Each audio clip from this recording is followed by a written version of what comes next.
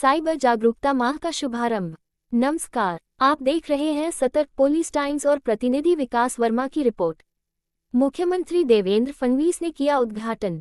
Meera Bhayandar Vasai Virar police आयुक्तालय की ओर से अक्टूबर माह को साइबर जागरूकता माह के रूप में मनाया जा रहा है। इसका उद्घाटन महाराष्ट्र के माननीय मुख्यमंत्री श्री देवेंद्र फडणवीस ने किया। इस अवसर पर पुलिस आयुक्त निकेत कौशिक ने प्रेस कॉन्फ्रेंस में साइबर क्राइम और मानव तस्करी से जुड़े गंभीर पहलुओं पर जानकारी दी। उन्होंने बताया कि विदेश में नौकरी दिलाने के नाम पर युवाओं को झांसा देकर बॉर्डर के रास्ते ले जाया जाता है। वहां उनसे जबरन साइबर फ्रॉड करवाया जाता है। यदि कोई युवक काम करने से मना करता है तो उसके साथ मारपीट की जाती है और फिर उसके परिवारजनों से लाखों रुपये वसूलकर उसे छोड़ा जाता है। पुलिस कमिश्नर ने नागरिकों से अपील की कि यदि किसी के साथ ऐसी घटना घटे या कोई इसकी जानकारी रखता हो तो तुरंत। आप सबको मालूम है कि 1 अक्टूबर से पूरे देश में महीने भर का एक साइबर अवेयरनेस प्रोग्राम चालू है। ये साइबर अवेयरनेस प्रोग्राम महाराष्ट्र में भी चालू है। 3 तारीख को इसका औपचारिक उद्घाटन माननीय मुख्यमंत्री साहब ने किया था।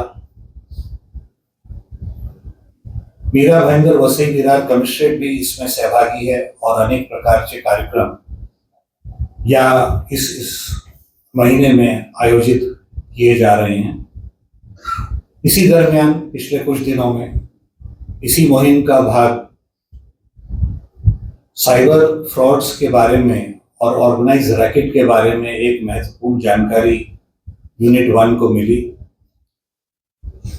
जानकारी के ऊपर जब अधिक उसके बारे में विश्लेषण किया गया तो ये सामने आया कि एक अंतर्राष्ट्रीय रैकेट चालू है जिसमें भारतीय युवकों को प्रलोभन देके उनको धोखा देके विदेश में ले जाया जाता है। और इस पर्टिकुलर केस में भारतीय युवकों को थाईलैंड में लेके जाया गया। उसके बाद वहां से लैंड रूट से उन लोगों को म्यांमार में ले गए।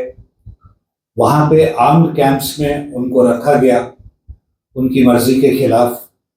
वहां पर उन लोगों से जबरदस्ती साइबर फ्रॉड्स उनसे करवाए गए।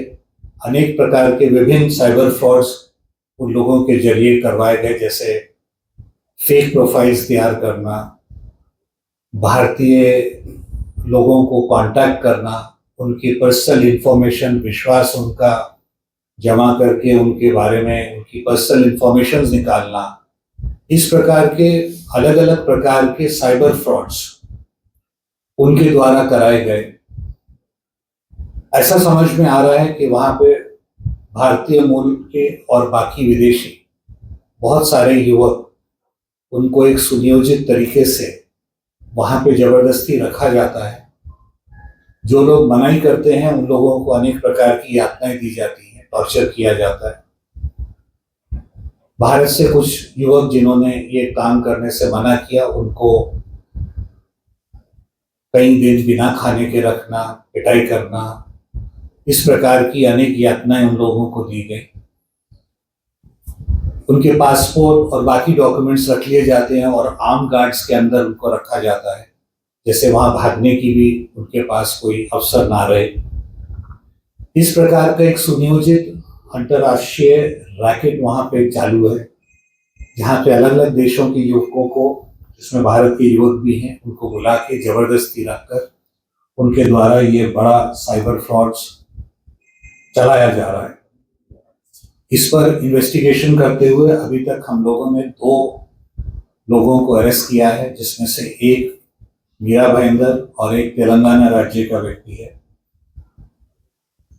5 और पीड़ित लोगों को आइडेंटिफाई किया गया है, युवकों को। मेरा आप लोगों के माध्यम से मैं सबको इस प्रकार के अन्य पीड़ित जो हैं उनको आह्वान करता हूं कि अगर उन्होंने पुलिस में शिकायत दर्ज नहीं कराई हो तो वो सामने आए और अपनी शिकायत दर्ज कराएं। अभी इसमें और काफी इन्वेस्टिगेशन चालू है और मुझे विश्वास है कि इसमें और भी आरोपी जैसे ट्रैवल एजेंट्स, फ्रंटमैन और इसके जो मुख्य सूत्रधार हैं वहां तक हम लोग पहुंच पाएंगे। इस संपूर्ण रैकेट के पर्दाफाश से साइबर फ्रॉड्स में और उसमें कमी करने में हमें थोड़ी बहुत कामयाबी मिली है, ऐसी मैं अपेक्षा करता हूं। और इसके ऊपर और अभी इन्वेस्टिगेशन जैसे जैसे होगा उसके बारे में आपको जानकारी देते रहेंगे। सर किन लोगों को निशाना बनाते थे? सर जो पीड़ित लोग थे उनको वापस लाया गया है?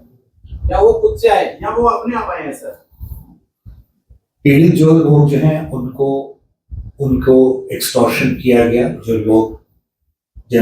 लोग वापस जाना चाहते थे उन लोगों को अनेक यातनाएं देने के बाद उनके परिवारजन, उनके मित्रों से काफी पैसा वसूला गया और एक्सटॉर्शन की गई। भारी एक्सटॉर्शन की अमाउंट के देने के बाद ही वो लोग वहां से छूट पाए।